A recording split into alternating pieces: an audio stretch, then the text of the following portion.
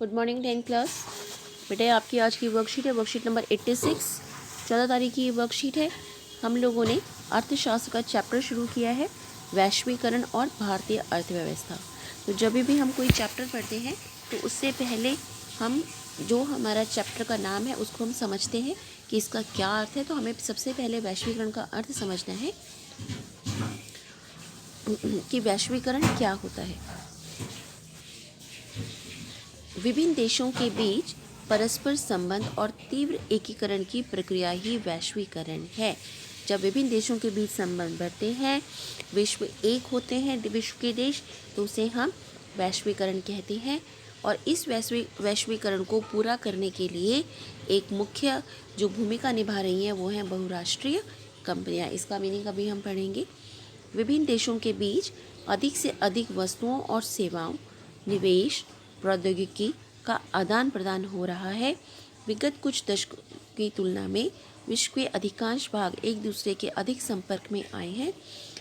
अधिक विदेशी व्यापार और अधिक विदेशी निवेश के परिणाम स्वरूप विभिन्न देशों के बाजारों एवं उत्पादनों में एकीकरण हो रहा है ना।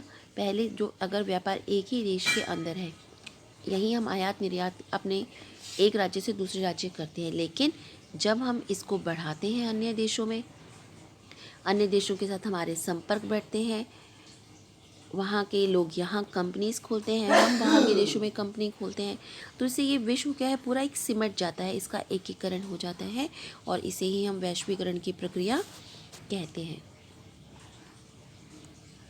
वस्तुओं, सेवाओं, निवेश, प्रौद्योगिकी के अतिरिक्त विभिन्न देशों को आपस में जोड़ने का एक और माध्यम हो सकता है, और वो क्या है, विभिन्न देशों के बीच लोगों का आवागमन। अगर आप एक ही देश में रहते हैं और हमें आप औरों से जुड़ना है, तो हम वहाँ पर क्या करते हैं, वहाँ के लोग हमारे देश में घूमने आते हैं और हम दूसरे देश में घूमने जाते हैं। प्राय लोग अच्छी आय के लिए दूसरे देश जाते हैं। किसी को कोई नौकरी से यहाँ संतुष्ट नहीं है, बाहर जाता है, अधिक आय उसको प्राप्त होती है। अगर उसको यहाँ सही उसकी शैक्षिक जो उसकी शिक्षा है उसके अकॉर्डिंग उसको रोज़गार नहीं मिल रहा, तो वो बाहर जाता है। इससे भी क्या बढ़ता है, आवागमन बढ़ता है। लोग दूसरे देश की संस्कृति जानने के लिए भी जाते हैं, इससे आवागमन बढ़ता है, हम दूसरे देश की संस्कृति के बारे में जान सकते हैं। भारत में टाटा कार संयंत्र केवल भारत के लिए ही कारों का निर्माण नहीं करता, बल्कि वह अन्य विकासशील देशों को कारें विश्व भर में अपने कारखानों के लिए कार पुर्जों का निर्यात भी करता है। ये एक उदाहरण है वैश्वीकरण का। अब हमने बहुराष्ट्रीय कंपनी पढ़ा था। क्या होता है बहुराष्ट्रीय कंपनी? बहुराष्ट्रीय कंपनी वह कंपनी है जो एक से अधिक देशों पर उत्पादन करती है और एक से अधिक देशों में उसके जो भी उसकी फैक्ट्रीज हैं वहाँ पर नियंत्रण और स्वामित्व रखती है। बहुराष्ट्रीय कंपनियाँ उन प्रदेशों में कार्यालय तथा उत्पादन के लिए कारखाने स्थापित करती है, कहाँ जहाँ उसे सस्ता श्रम मिलता है, अन्य संसाधन इजीली मिल जाते हैं, जहाँ उसके उत्पादन के लागत में कमी आती है। ये अधिक लाभ कमाने की यहाँ पर अधिक लाभ कमाने के लिए बहुराष्ट्रीय कंपनियां निवेश करती हैं। बहुराष्ट्रीय कंपनियां केवल वैश्विक स्तर पर ही अपना उत्पाद नहीं बेच रही हैं, बल्कि अधिक महत्वपूर्ण है कि वस्तुओं और सेवाओं का उत्पादन विश्व स्तर पर कर रही हैं। परिणामतः उत्पादन प्रक्रिया क्रमशः जटिल ढंग से संगठित हुई है। केवल वस्तुओं और सेवाओं का आयात ही नहीं करती हैं, उनको सिर्फ उत्पाद ही नहीं बेचती हैं, बल्कि विश्व स्तर पर उनको एक देश से दूसरे देश में भी बेचती हैं। तो ये है हमारा, कुछ शब्द हमने पढ़े हैं।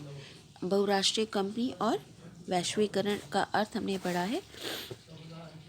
इसके अलावा कुछ शब्द मैंने आपको और बताए थे, जैसे निवेश, भूमि। क्या होता है निवेश? भूमि, मशीन और अन्य उपकरणों पर जो भी राशि हम निवेश करते हैं, उस जो भी राशि हम खर्च करते हैं उसे हम निवेश कहते हैं। और अगर यह कोई किसी बाहर के देश के व्यापारी द्वारा हमारे देश में किया जा रहा है तो उसे हम विदेशी निवेश कहते हैं। ठीक है। और कुछ शब्द हमने और पढ़े थे, इस चैप्टर से संबंधित कुछ शब्द और हैं, जैसे जैसे उदारीकरण हम पढ़ेंगे, इसमें और भी शब्द हम पढ़ेंगे।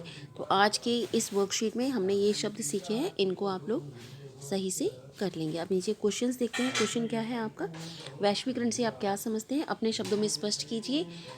क्या होता है वैश्वीकरण, आपको बताना है। अभी ऊपर जो लिखा हुआ है उसको आप लिखेंगे। बहुराष्ट्रीय कंपनियां अन्य कंपनियों से किस प्रकार अलग हैं, ये ऊपर अभी हमने पढ़ा है, तो ये आप कर लेंगे। तो ये आपकी वर्कशीट है।